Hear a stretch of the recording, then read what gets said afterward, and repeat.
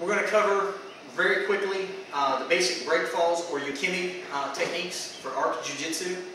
These are basically, in my opinion, the beginning way to learn how to hit the ground safely. There's a couple of schools of thought on doing these falls. Matter of fact, I was just discussing with a student a few moments before we started this, and I figured I'd add this on here. As you advance, then yes, you are going to change the way you fall. You're going to be able to keep your hands in, absorb the fall with just the body. But as a beginning technique, it's always best to keep the hands out and do what's referred to or commonly referred to as a basic judo breakfall.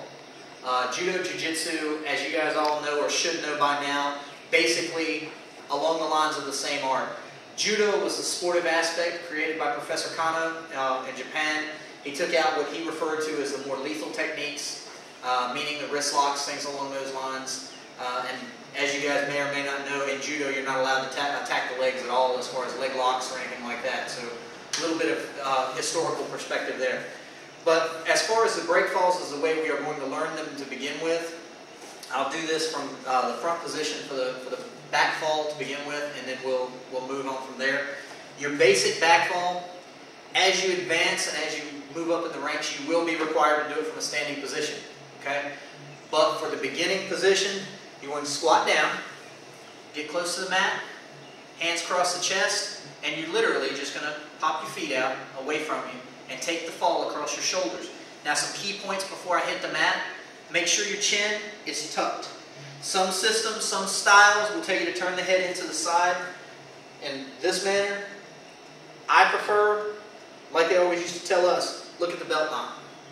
Because if you're looking straight at the knot on your belt or at your waistband, then it's less likely, if you turn your head here, you can still catch it off to the side if you roll back too far or take the fall too far to the back and hit the side of the head, hit the temple, end up disorienting yourself or possibly knocking yourself out depending on the force of the impact.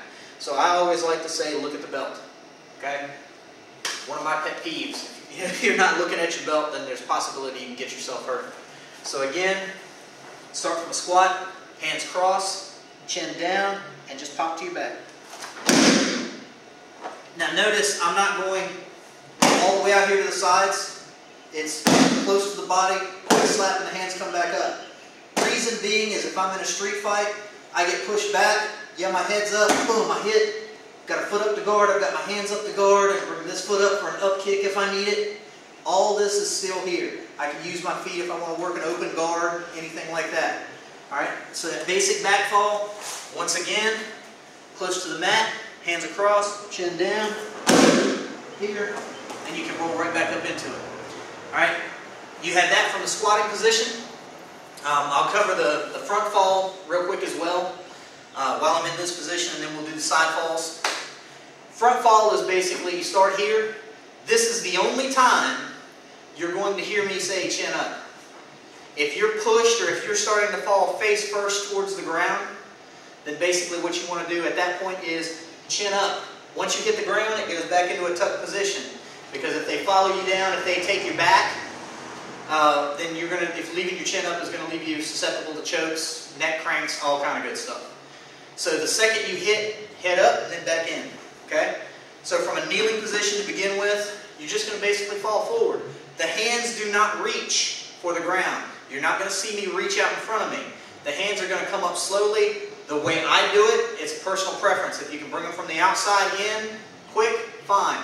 The way I do it is from the inside. It's just that much quicker, almost like as I used to teach in some of the combatives, this is considered a fighting stance.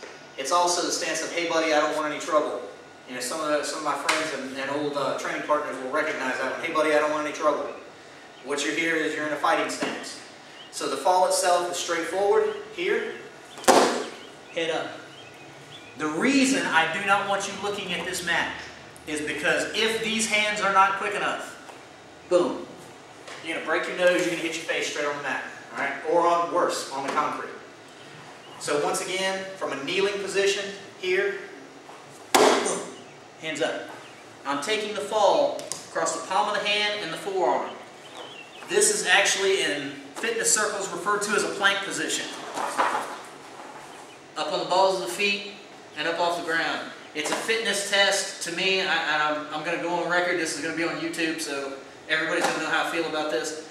How does this test your fitness? But anyway, you're here on the ground, forearms absorbing the shot, palms of the hands absorbing the shot. You're going to basically dissipate that force across your body. All right? Now, the reason I teach this front fall a little bit differently than judo and jiu-jitsu guys is because there's another change to it. When we're doing a kneeling front fall, basically we're going to change it kind of sort of into a sprawl. Okay? Reason being is because if this guy fakes, say you're in a fight, he changes level and fakes a front shot, you sprawl, what happens? If you happen to be in range, like I said, he fakes you out, makes you think about it, and you pop down.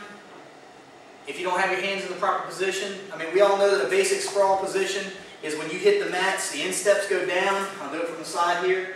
That when you pop your hips out, here, you can either go insteps down, so that if he does charge in on you, that you're going to slide.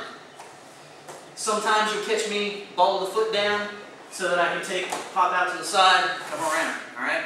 But basically that front fall is just there to get you in the habit of sprawling. So from here, once again, your front fall, you're going to go from a squatting position, pop the legs backwards, hands up, just like we do in the regular front fall.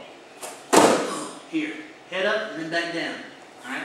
So that's your front fall as far as the basic requirements. Moving on to your side fall. The side fall can kind of confuse some folks at times simply because of the positioning. And I'm going to do this from a side position so you guys will see what I'm talking about. Alright? For a side fall, basically you're wanting to get to a squatting position. You can also do it from a seated. If you would like to start off with, I'll start off on that one since that's actually the basic version of it. Side fall from the ground. Start from the seated position. Rock back on the hips. When you come down, you're going to be on the side of the body. And of course, you're going to alternate from side to side. I'm going to show it with my right side hitting the mat. Everything that I show you transfers to the left. I'll change sides in a moment and show you what it looks like from the left. Basically, the hands come up. Rock back on the shoulders. As you rock on the shoulders, pop and land on your side. Here. Alright? Now, key points before I move. As you can tell, well, I don't know if you can see it, up on the ball of that foot, you never, ever, ever want to land like this. Alright? You know, I've got some guys out there that might not understand why we do this. Well, if you're a guy, let's just say it's best not to let your legs slam together like this. Alright? The ladies training out there won't have this issue. There you go, now you know what I'm talking about. But you want this foot up on the ball of the foot, keep the legs from slamming together. I've had issues in the past where I've done this side fall the traditional judo way, which is more of a flat foot, or not necessarily a flat foot, but more of a straightness to the foot and the ankle. I've cracked my ankle bone, so therefore what I do is I rotate that foot up, absorb most of the fall on the meat of the calf right in this area, and the lower part of the shin. Boom, here. This, once again, as you slap out, your hands are here on the side. As you get further along in training, you're going to be able to take this fall, with your hands on the side. All right? But for training purposes here, looking at my belt, so my chin stays in. Now, if we're taking for example, a seonagi or a one-arm shoulder throw, the position is going to be your arms in the air because they just threw you using this arm. All right? The reason I always preach it and say it to everybody, this arm, whenever you're thrown, pull it back into the body. This is going to help you learn to make sure your body's a compact, little ball, basically. I want you to be aware of where this arm is. It's basic body awareness, folks. All right? You bring this in, if you've got to grab your gi or you've got to grab your t-shirt if you're training in a t-shirt, I don't care if you got a hairy chest, reach down and grab a handful of hair, but I want this hand on your chest. All right? Open hand, closed hand, I'm not particular. I want it here.